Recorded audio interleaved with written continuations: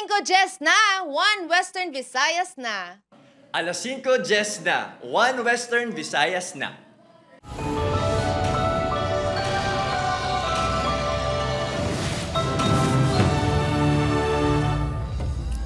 Mga balitang aton tutukan, subong adlaw sang Lunes, lalaki nga ginaligar ng hold up sa isa ka bugasan sa Oton, Iloilo, ginapangita na sang kapulisan. Masobra 26,000 pesos nga benta sang bugasan sa Oton, Iloilo, gintaban sang isa ka lalaki. Tindero gintayan sang kutsilyo sang suspect. 30 anyos nga lalaki ginsulong sa duha ka lalaki sa ilabalay sa Pototan, Iloilo, kagintiro patay. Isa sa mga suspect nakapalagyo. 4 kabalay sa barangay Zamora, Milieza, Iloilo City naguba matapos matumbahan sang kahoy.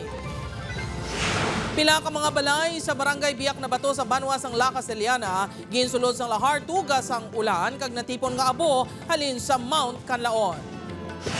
Kag hinampang sa 2025 palarong pambansa sa Ilocos Norte, nagsugod na mga atleta sang Western Visayas ginalauman nga magpangibabaw.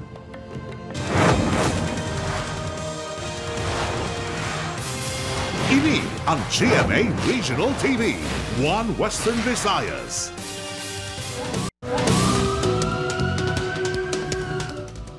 Mayong hapon, Western Visayas kag Negros Occidental, masobra 26,000 pesos nga benta sang bugasan sa Oton, Iloilo, gintaban sang isa ka lalaki. Tindero gintayan sang kutsilyo sang suspect. Si Zen Kilantang Sasa nakatutok live sa Barangay Poblasyon South, Oton, Iloilo. Zen?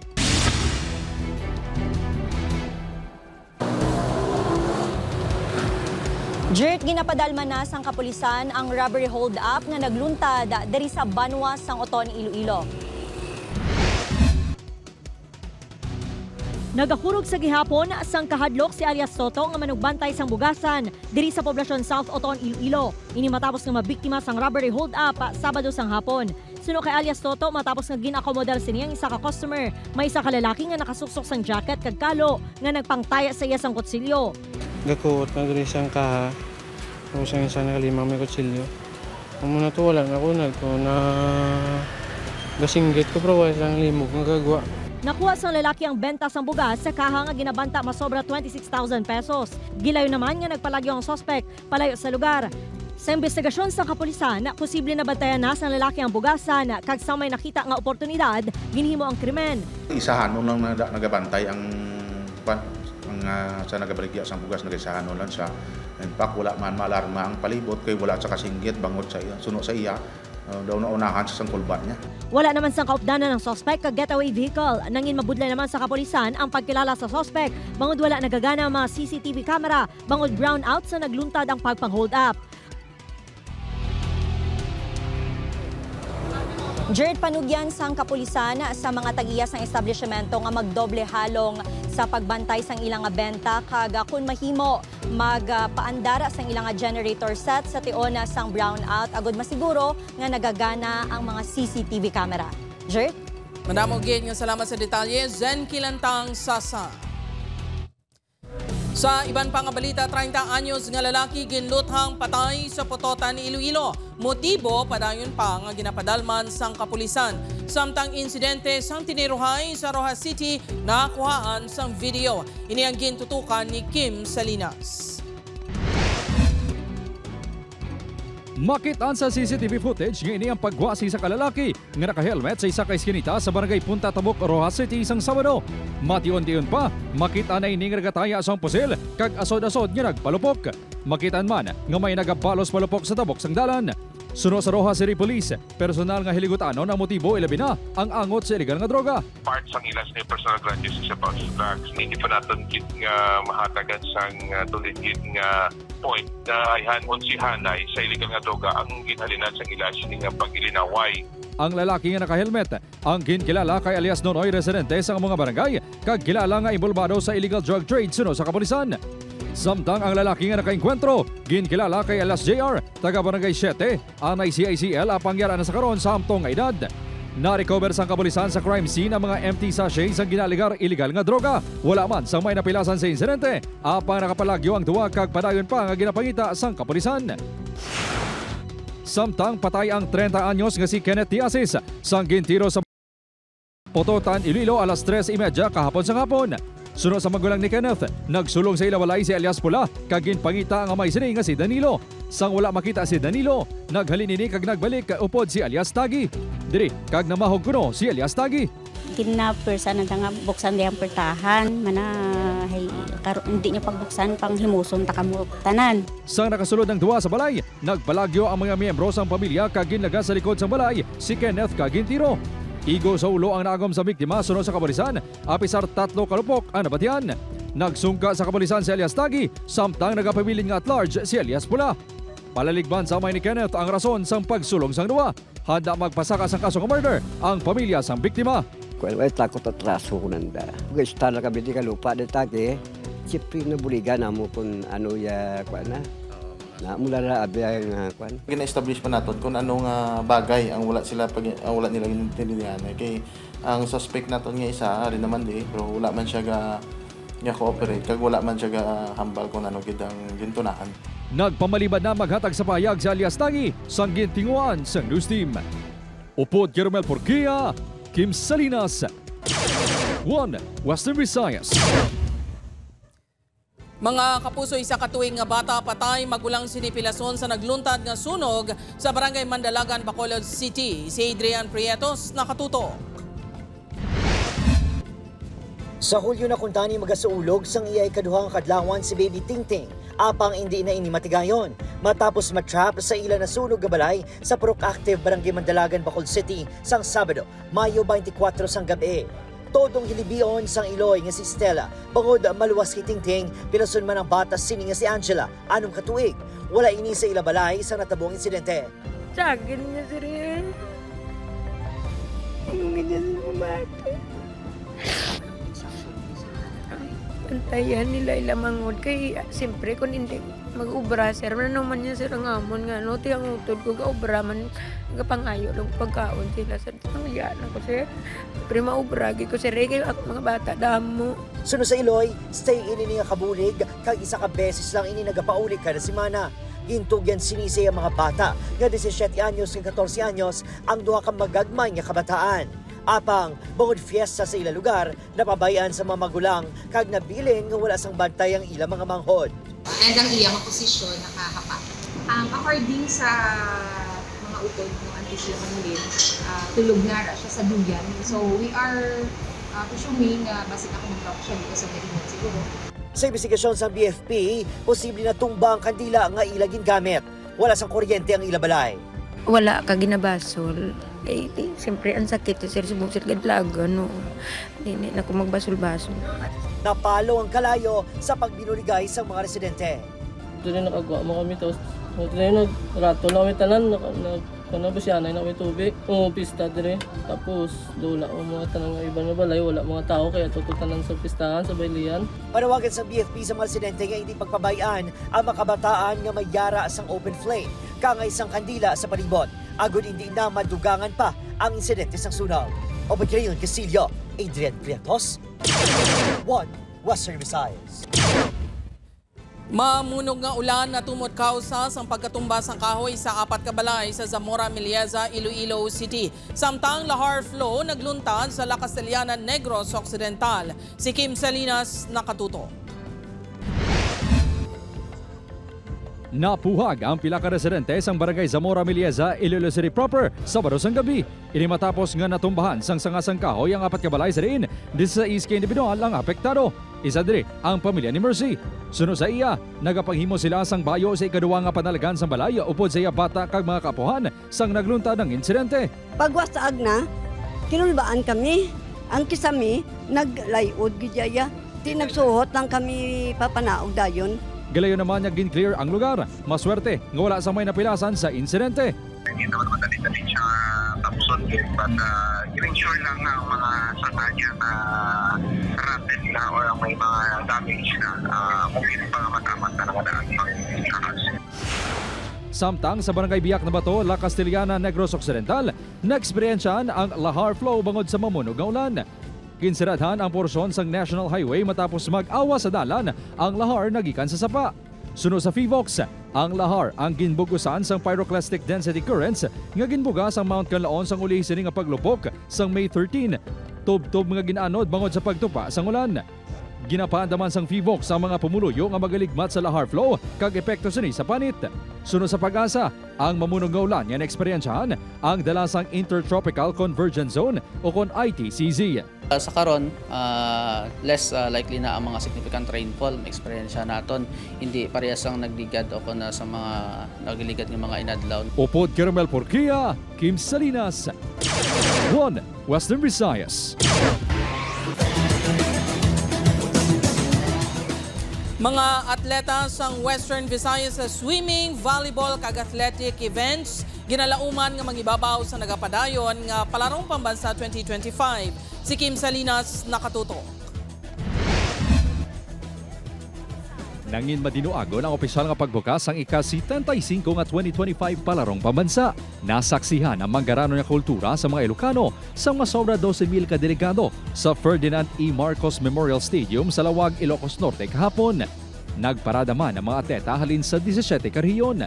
Kabahin diri ang masobra 600 ka atleta nga pampato sa Western Visayas. Masobra 20 ka sporting events elementary, high school kag para games category nga pila diri nagsugod na ang hinampang kahapon.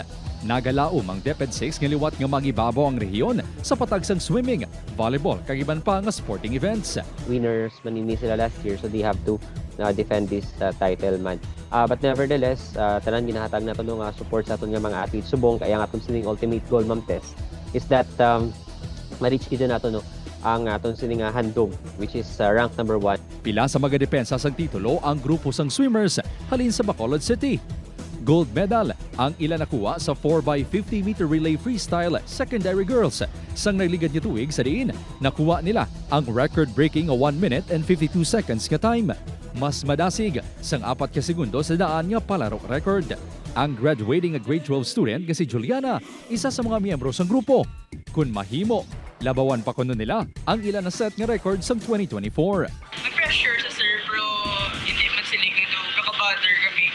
Kaya para sa amin, ginauna, gitnawon para may mag-enjoy lang sa event. Importante gid sir, syempre para mapatsagan manamon nga pay off na rin nga pagpangabudlay. Magasugod ang ilang kompetisyon buwas Mayo 27.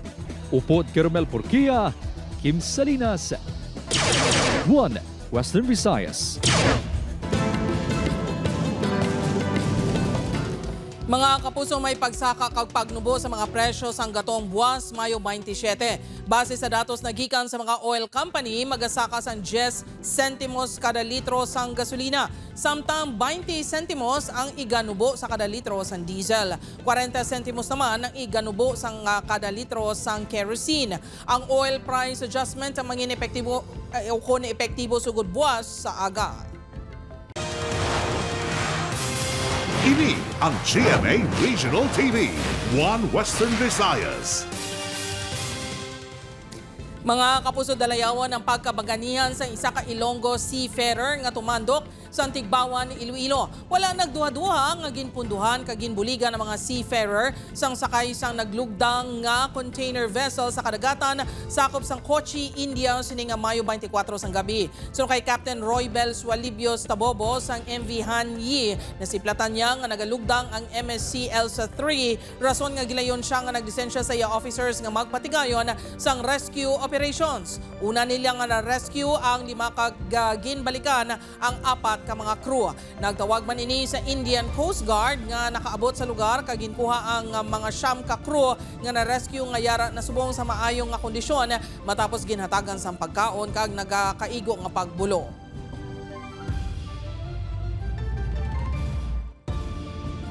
They need support and help. So we locate the position of this MSC Elsa 3. Medyo lapit sa Samon, mga 10 miles, around 10 miles. So I altered course to get the position. Nag-command gid siya nga makuan nga mapupunduan. Siguro maybe ang kada barko may araman na radio balang akong halimbawa kung magsumalangay. Mabinuligon sa kapwa niya man. Operasyon sang 13 ka driving school sa Western Visayas ginsuspender sang LTO Central Office bangod sa ginapahayag nagasululobra nga estudyante apisar may pila lang ka instructor. Si Adrian Prietos nakatutok. Ginkumpirmar ni LTO 6 Regional Director Attorney Gaudio Soedos Pan II nga 13 ka driving schools sa Western Visayas ang ginpasiraduhan sa LTO Central Office. Sa 13, ano mangyara sa Bacolod kag Negros Occidental samtang 7 naman ang sa Panay. Ginahulat na lang nga mabaton sa nasambit nga driving school ang show cause order. Inimikang tanan sa wala gisinanto ang reporting sa mga LTO accredited driving schools sa numero sa ilang mga estudyante kag instructor. May gin-issue nga show cause orders ang Central Office closing down 13 driving schools. By closing down by Central Office, it sends a strong message that the LTO and DOTR is serious in tolerating only responsible drivers on the road. Gindiretso na sa ila. Sunod sa LTO 6, kada adlaw mayara lang dapat isa ka estudyante ng instructors santo sa pagpatuman sang 8-hour practical driving course o kun PDC. Statistically improbable ang upload siya sa number of instructor siya. Ang driving school mo is isa lang kabilog yung practical driving instructor 8 hours na. So hindi ka kapasubra sa 5 sa isa ka semana. So kung mag-20 na nag-uploads, there is a suspicion nga why mo siya gin-test. Ang pag-issue sa PDC certificate nga mandatory sa pagkuha ng lisensya, apisar no-show ang mga aplikante ang ginapakamalaot sa pila ka riders group. Ng mga no-show bla. No-show license. So, mas mayo gidya nga maka-training gidya ang mga riders, drivers, kay para mahibalaan nila ang proper riding. Kag ang isa pinaka-importante is rules and regulation. Dapat kabalo gid sila. Ipatuman ang preventive suspension sa sulod sang 30 dias. Ang mapasawan, magpaathag ang posible dagdagan sa closure order kag revocation sang ila LTO accreditation. Opat Kiril Casillo, Adrian Prietos, 1 Western Visayas. Rumble sa mga kalalakinan sa San Enrique, Iloilo na hulikam. Makitaan sa video ang kinagamos ng duha ka grupo kag paglampusanay sa mga lalaki sa bangko sa sulod sang gym sa poblasyon San Enrique, Iloilo. Resulta, pilason si Michael Pacacco nga nabun-an ni Rolando Agulay sa nagtambag sa insidente. Nakaangkon ini sang pila sa tiyan apang gilayon man nga nakagwa sa ospital. Sa investigasyon sang kapulisan, bangod sang kahulugbon kag pagsinuyaay sa mga kalalakinan samtang nagadisco ang ginhalinan sang komosyon. Rolando, may mga pilas man siya, tungkol siyang sinaputi, man siya sang mga tumuluyo sila, kaya siyang naguna sa sang agamo. So kung detain sa Pilason ang bata kaginablos ni Senate President Pro Tempore Jinggoy Estrada matapos ginapahayag ginpulian kasigo sang 3 ka mga residente nga suspect sa isla sang Boracay Sabado, Mayo 24 sang kagahon. Sunod sa senador, nagbakasyon lang sa isla ang mga biktima. Sang nagwa na sa bar, dito na ginsunod ang mga ini kaging kastigo sa mga suspect. Nagagwa sa investigasyon sang Malay Police nga pareho nga halin sa bar ang mga suspect kag biktima. Base sa pahayag sa mga suspect sa pulisya, ginsinggitan sila sa mga biktima, bagay nga ginpanginwala sa mga biktima. Ginpasungka sang ilang pamilya ang mga suspect nga nalagyo matapos ang insidente. Nagpasaka na sang reklamo nga physical injury si Senador Estrada batok sa mga suspect. Lumabas po yung ating mga victim. Paglabas po at I think maybe 50 to 100 meters nalakad nila walk from the said bar. Sinundan po sila ng ating mga suspect. And from there po, doon na po nangyari yung mauling incident. Nagkasalubong one time po. Opo, nagkasalubong. Tinginan ng asilo. Tinginan po, yun po. Rider nga ginaligar nagtuyo maghimulo sa babae nga pasahero sini sa Oton, Iloilo, ginpasaka na sang kaso subong nga hapon. Kaso nga attempted rape ang ginpasaka nga panumbungon sang kapulisan bato kay alias Natnat, ang rider nga ginatudlo nagtuyo maghimulo sa iya pasahero nga si alias Abby sa barangay Pulo, Maestra Vita, Oton sang Mayo 18. Sunod sa Oton Municipal Police Station mabaskog ang kaso batok sa suspect bangod may testigo sila nga ginauyatan. Nagapabilin nga at large ang suspetsado. Daw mapagod man ang ato na evidence kay mayara kita eyewitness statements sang victim nga mga kapamatuod nga natabo pag na biktima gid ni siya. Ginpaidalom na sa trial proceedings ang Bureau of Jail Management and Penology 6 ang Jail Officer 1 nga ginatudlo sa mga subject nga nadakpan sa bypass sa barangay Balantang Harong nga source ang illegal nga droga. Ang jail officer ang nagapangatubang sang kaso administratibo nga conduct unbecoming sa diin magasugod ang pagpresentar sa mga ebidensya sa Mayo 30. Kung mapamatudan, posible ini makaka sa serbisyo. Ginalantaw man sa BJMP 6 ang pagpasaka sang kaso administratibo nga grave misconduct batok sa jail officer kung makitaan sang probable cause. Those allegations that nag-commit sa or performs nga deception or concealment when it comes sa paghatag sa iyang specimen sa mga drug tests, those are parts ng whole investigation. Ini ang GMA Regional TV, One Western Visayas.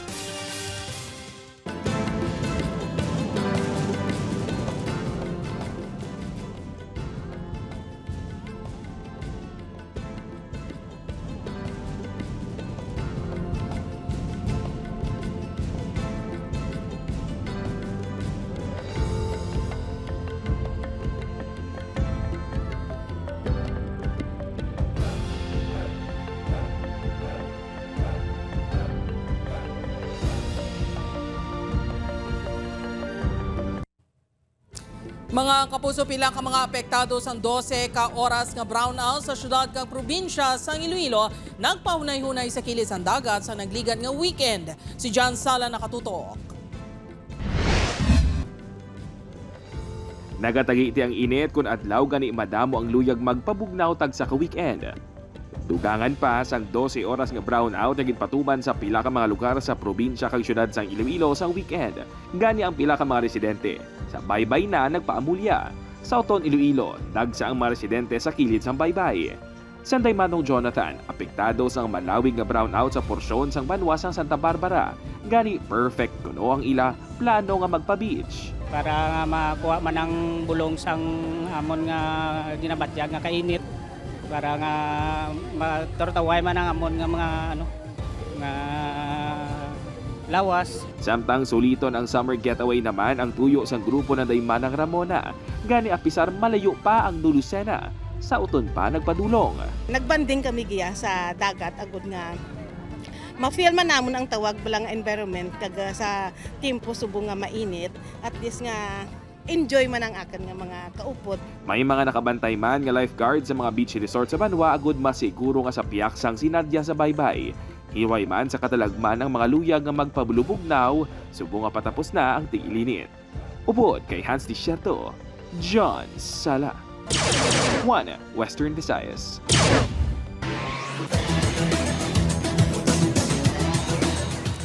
Mga kapuso, kompleto na ang Final Four ng NCAA Season 100 Women's Volleyball. Nakasulod rin ang number 1 seed nga Benilde Lady Blazers nga may record nga 15-2. Ginasundan sang Letran Lady Knights nga may 14-3 record. Magahampang man sa semifinals ang Mapua Lady Cardinals kag Arellano Lady Chiefs nga pareho nga may 11-6 record. Nagapadayon pa ang round 2 para sa final standings ang Season 100.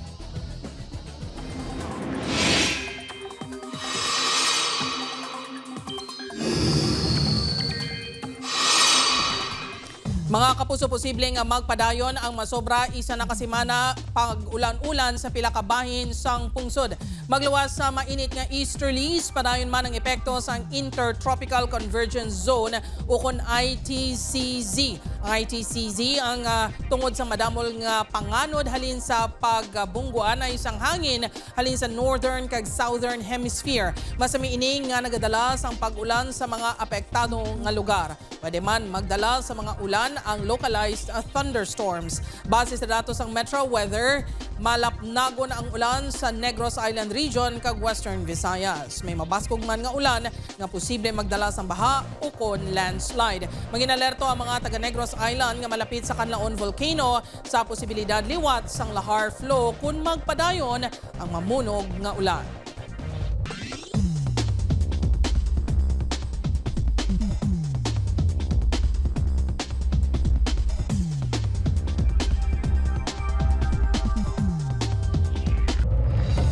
Mga kapuso, ako si Gertrude Charlotan, ini ang One Western Visayas, bugos nga puwersa para sa mas dako nga misyon kag mas sangkad nga pagserbisyo sa pungsod.